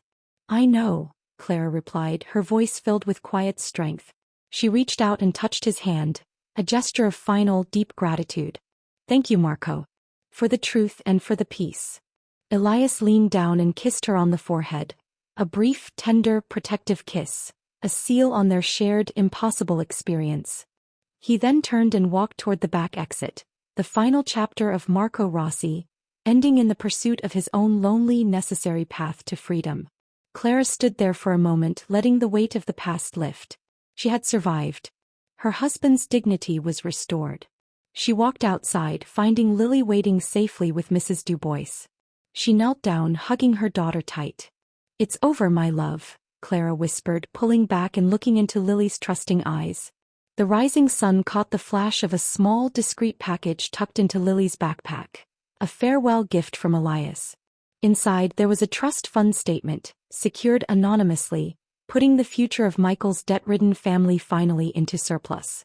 Clara cried, not in sorrow but in overwhelming joy, knowing that justice had been served by her own strength and a love, a powerful, unspoken, protective love, had finally won. The week that followed the confrontation at the library felt like a fragile truce. Clara was safe, Lily was happy, and the anonymous trust fund secured their future. Elias Thorne or Marco was gone. Yet a deep anxiety lingered. Clara couldn't shake the feeling that the roots of the power structure, the very soil that grew monsters like Alistair and Vince, were still tainted. She was faced with an impossible choice: stay safe and enjoy the quiet life she had fought for, or risk everything by continuing the fight to truly dismantle the network that threatened her neighborhood and all the families like hers. Clara was home watching Lily build a towering city out of wooden blocks. Helene Dubois, the unexpected protector, was there sipping tea, her silver pin glinting subtly. "He gave you a choice, Clara," Helene said, her eyes shrewd. "He exposed the financial heart, but the veins, the local muscle, the street level, they still exist. The fear is still there." Clara knew it was true. The police had raided the top, but the bottom was merely scattered. They would reform quickly and target the next strong-willed person who got in their way. "I can't leave this community defenseless," Clara admitted, her voice low. "But I can't risk Lily." "Then you must use the most powerful weapon Elias left you," Helene advised. "Not the money. The truth. You are the only one who knows the full, disgusting truth behind Michael's debt and Elias's atonement. That truth is the true balm." Clara looked at her daughter. Forgiveness was easy now. Elias had saved them. But the final choice wasn't about him. It was about her own definition of justice. Clara decided. She had to release the final, unedited truth. A detailed narrative of Michael's coerced debt, Elias's role, and the system of veiled protection that ruled the city, to the financial nonprofit she had used earlier. This would ensure permanent legal reform and protection for others. She worked through the night, compiling every detail, every confession. She saved the files to a secure memory stick, planning to deliver it in person the next morning. But the delivery never happened. As dawn broke, a heavy, silent knock came at her door. It wasn't the police, it was Helene. Helene stood there, her composure gone, replaced by a look of sheer, cold panic. "Claire, the file. Where is the memory stick?" "It's in the safe," Clara said, confused. "What is it?" "The police. They are not the only ones cleaning up. The system has initiated a deep final purge. I was followed. They know you have the final file. They are coming for it." Helene stepped inside, and that's when Clara saw it. Helene's hands were shaking and her eyes kept darting nervously toward the window. "Helene, we need to go," Clara urged, moving toward Lily's room. "It's too late," Helene whispered, suddenly blocking Clara's path to the bedroom. Every character's true colors emerge in this agonizing moment. Helene looked at Clara, and the shame, the guilt, and the shocking betrayal flashed across her face. "I have to stop you, Sherry," Helene confessed, her voice thick with pain. "I am the one who set the whole purge in motion. I protected Elias because he was my protégé's son, and I protected your neighborhood because the chaos was bad for business. But you've gone too far, Claire. You've exposed the human element. You've exposed the truth that my family built the system to atone for its sins." Helene's true colors. She wasn't just a retired protector. She was the architect of the atonement system itself. A system built on secrecy and control. Clara's complete exposure of the truth would destroy Helene's reputation, ruin her family legacy, and dismantle the dark system she had maintained for decades. "I'm sorry, Clara," Helene choked out, reaching for the tea canister where Clara kept the memory stick. "The truth is beautiful, but it is deadly. I can't let you unleash it." Clara didn't scream or fight physically. She used the only weapon she had left, the human element. "You said you loved Lily," Clara challenged, her voice low and steady. "You said you protected this neighborhood. How can you protect it by silencing the only chance it has for real systemic change?" You taught Elias to choose justice. Now you must choose it too. Helene hesitated, tears streaming down her face, the weight of her life's choices crushing her. Just then a faint rhythmic tapping echoed from the wall, the old pipe signal from Mr. Henderson. He was warning Clara of new arrivals. Helene looked up, realizing her pursuers were here, and that by delaying she had put both herself and Clara in peril. She made her final choice. Some enemies become unexpected protectors in the face of a greater threat. Helene looked at Clara, grabbing her hand. The stick. Get out. The safe house in the annex. It's the only place they won't look. Go, ma petite. Helene pushed Clara toward the kitchen fire escape, spinning around to face the front door, preparing to intercept the incoming threat and sacrifice her own freedom to ensure the truth, and Clara escaped. Claire didn't look back. She scrambled out the fire escape, memory stick in hand, Lily clutched to her chest. She ran through the quiet streets, terrified, until she reached the only other person who had ever chosen her safety over his own power. Clara found Elias in a small out-of-the-way coffee shop, a nondescript man reading a newspaper. She slammed the memory stick onto the table. Helene betrayed me. She wants the file destroyed.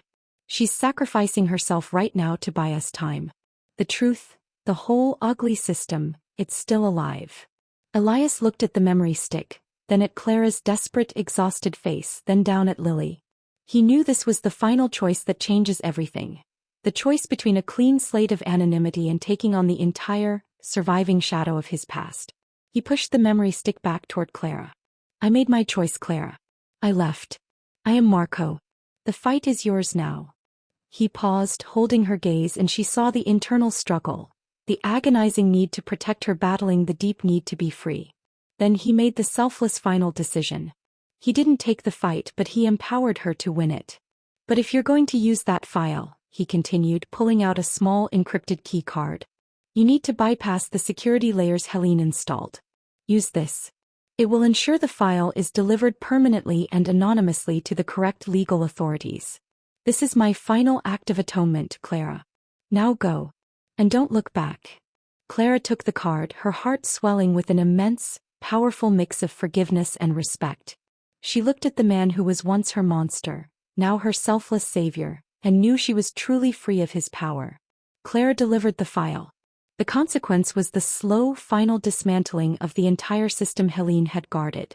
As the sun set on the city, Clara sat with Lily, watching the news reports of massive arrests and legal reforms. A true reckoning.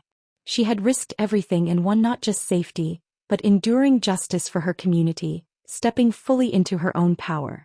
She had forgiven the past, and she had chosen a future built on relentless courage, hope, and an unbreakable love.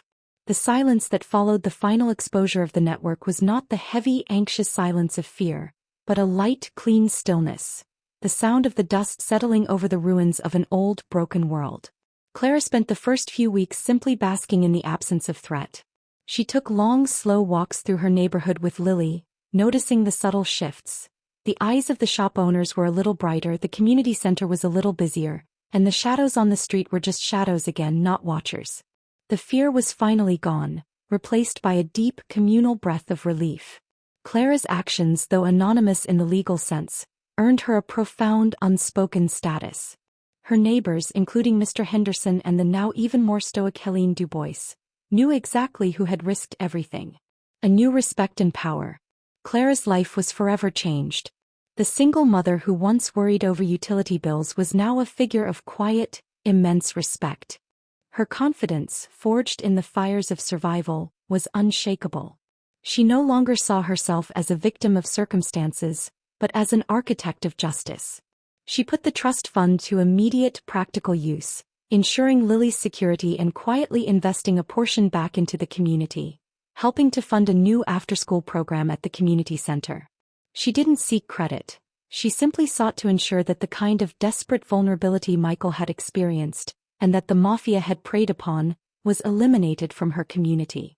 One afternoon, the financial nonprofit organization she had collaborated with reached out. They offered her a job. You understand our data better than anyone, Clara, the director explained. You understand how fear translates to financial risk and how vulnerability is exploited. We need your perspective. Claire accepted. Her budgeting and administrative skills, once used to file invoices, were now used to trace and dismantle the complex financial structures that enabled crime. She didn't just rebuild her own life. She gained the power to protect others on a large legal scale. The lasting legacy of Marco. As for Elias, Marco, he had vanished completely. The trail had gone cold the moment he walked out of the library, leaving no trace, no signals, no contacts. He had chosen his path of solitary freedom and necessary anonymity. Claire knew he was alive. She felt it with the same absolute certainty she felt about the sunrise. One quiet Saturday morning, a simple brown envelope arrived in her mailbox. It had no return address, just a crisp, unfamiliar stamp. Inside there were 2 items. The first was a photograph. It was a faded, slightly curled picture of a young man, handsome and reckless, standing in front of a half-finished building. Michael. He was smiling, holding up a blueprint. On the back, in Marco's familiar, precise script, was a single line. He was a good man, Clara. He deserved this. It was the final piece of forgiveness, a silent acknowledgement that Michael's dream, even in its recklessness, had been pure. It gave Clara the final piece she needed to fully integrate her past. The second item was an unexpected gift, a small silver key. It was attached to a plain leather key fob. The fob had a single embossed detail, the coordinates of a remote, beautiful fishing village on the coast of Nova Scotia. There was no note accompanying the key, but the message was clear, an unspoken hint at a future reunion. Elias was telling her where he found his peace. He wasn't inviting her to join him now, but he was telling her that if the day ever came when the world truly forgot Elias Thorne, and if the day ever came when she was ready, there was a place where Marco Rossi would be waiting. He was giving her the final, ultimate choice, the possibility of a future shared not in fear but in quiet, earned safety. Clara smiled, a slow, radiant smile that reached her eyes. She put the key in a small box, tucked away but not forgotten. It was a beautiful, powerful promise. She walked out to the balcony, watching Lily ride her bicycle safely down the sun-drenched street. She was no longer just Clara. She was a protector, a survivor, and a woman holding a key to a future built on her own terms. The ruins of the old world had given way to solid ground. Clara had chosen justice, secured her community, and earned a peace that was both powerful and true. And though she didn't know what tomorrow would bring, she knew that her courage had given her everything she needed: a safe, hopeful present and a bright, possible future. It was late spring, nearly a year since the terrifying night Elias Thorne collapsed on Clara's doorstep. The air was warm, smelling faintly of freshly cut grass and newly blooming lilacs. Clara stood on the small balcony of her apartment, sipping her strong, sweet coffee. This wasn't the same view she had looked out on during those fearful nights. The streets were vibrant, the children were louder, and the anxiety that had once hung over the building had been thoroughly banished. She was no longer the exhausted, fearful woman clinging desperately to a sliver of safety. She was stronger, wiser, and undeniably powerful. Her work with the nonprofit organization had taken off. She wasn't just filing now. She was consulting with community leaders and police detachments across the province, teaching them how to recognize and dismantle the predatory financial structures that targeted vulnerable neighborhoods. She was a leader, carrying the quiet authority of someone who had seen the worst and chosen to build the best. Lily, now 8, was happily drawing at the kitchen table. She was drawing a picture of a woman with a cape, Clara, and a very large man with a stern but kind face, Uncle Leo. Clara smiled. Forgiveness had been a slow process, but it had arrived fully. She had forgiven Michael's recklessness, understanding the desperation that drove him. And she had forgiven Marco, accepting the painful truth that their tragedy had ultimately paved the way for their freedom. The key to the Nova Scotia fishing village still sat in a small wooden box, a symbol of a choice yet to be made. But for now the choice was to stay, to fight for the good life she had earned right here. A figure emerged from the stairwell. It was Helene Dubois, dressed impeccably, her silver pin polished and gleaming. Helene was facing a lengthy legal battle over her past, but she had avoided prison time due to her assistance in the final reckoning. "Clara," Helene said, her voice warm, "you have transformed this place. It's almost boring." "Boring is the greatest compliment you can give a neighborhood, Helene," Clara replied with a laugh. Helene gave Clara a long, searching look, the respect between them absolute. You remind me of his father. But kinder. Stronger.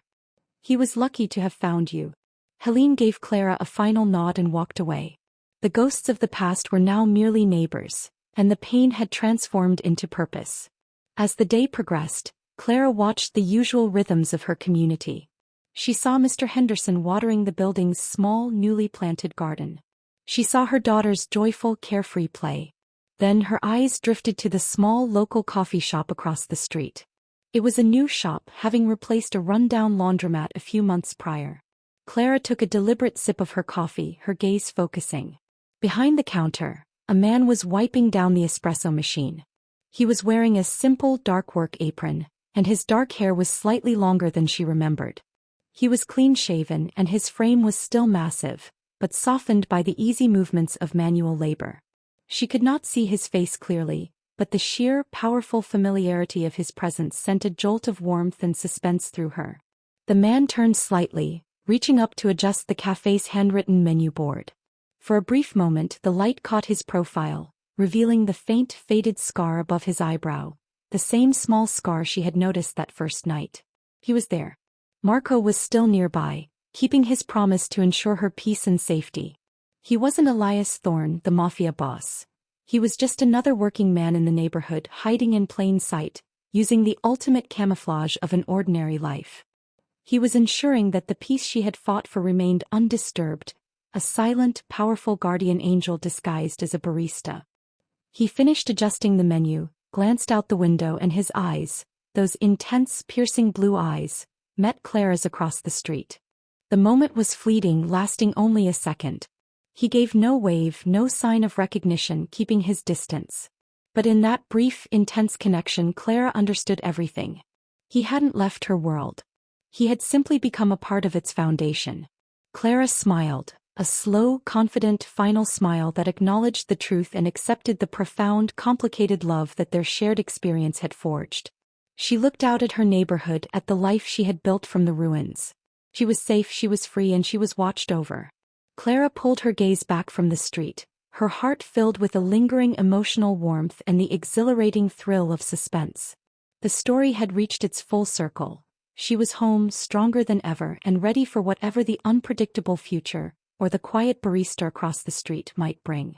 We have come to the end of the story. Thank you for watching to the end. Share your opinion about this story in the comments below. I like getting feedback from my audience. Also, don't forget to like, subscribe, and hit the notification bell so you won't miss any of our heartwarming stories.